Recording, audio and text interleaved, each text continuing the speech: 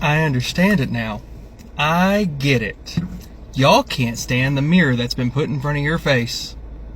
All of the shit that y'all have been serving for the last few decades now against minority communities. Y'all can't stand having to look at it when it affects you. See, that's the thing. I finally get it. It took me a lot of time because I'm thinking, why are people reacting so violently to this? And it reminds me of the very first event that I had when I was escaping the alt-right pipeline and changing my mindset of that. Was that anger and violence. Because see, here's the thing. And here's the thing you really don't understand because you refuse to put yourself in other people's shoes and actually be empathetic to other people's situations. How do y'all think the black community has felt for the last 5 years since George Floyd has died? All the memes y'all shared about that. How do you think they felt about the memes about Breonna Taylor, you know, the woman who was gunned down in her sleep during a no-knock raid? How do you think the Latino community has felt for the last 8 months with y'all cheering Trump for his deportation efforts and buying merch for Alligator Alcatraz and egging it on that human suffering is a great thing for this country? How do you think the gay community felt with all the jokes y'all made about the Pulse nightclub shooting a few years back in Orlando that killed 50 plus people in a predominantly gay club? You are truly experiencing for the first time how it tastes. The hatred y'all have been spilling out of your guts for years finally comes back at you. And that's the thing you don't like.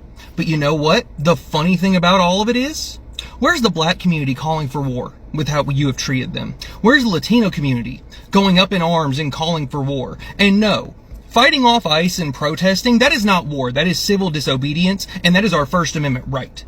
But calling for the bloodshed of innocent civilians because they make jokes about a dead man who spent his entire political career actively making these communities worse with his rhetoric and their situations worse?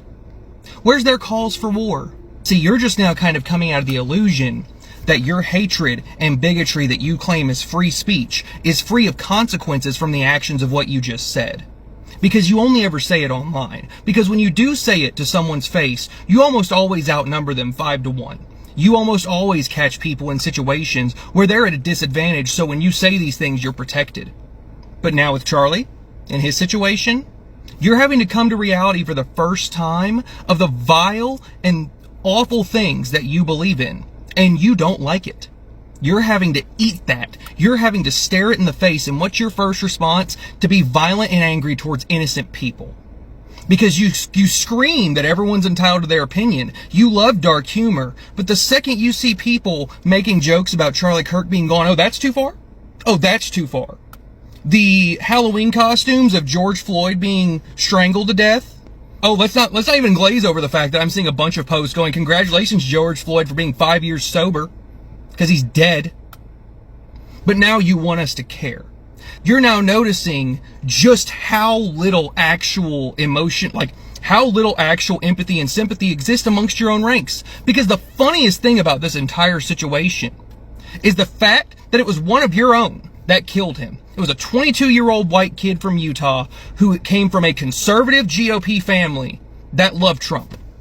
And he was a registered Republican.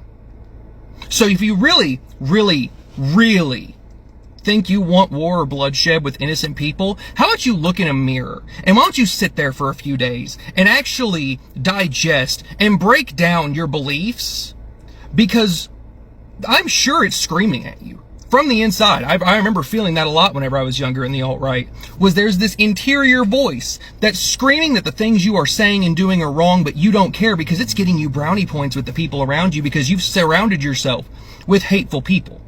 How about you actually think for a few days on your politics and your beliefs? Because at the moment, y'all are disgusting. Y'all call us disgusting for celebrating Charlie Kirk's death. We think you're disgusting because really Charlie Kirk is no different than any child that has been shot in a school for the last fucking 2 decades. The things we have been trying to prevent, the things we've been trying to stop, the pain that these incidents cause families, yeah, how about you think about which side you've been fighting on that for a while?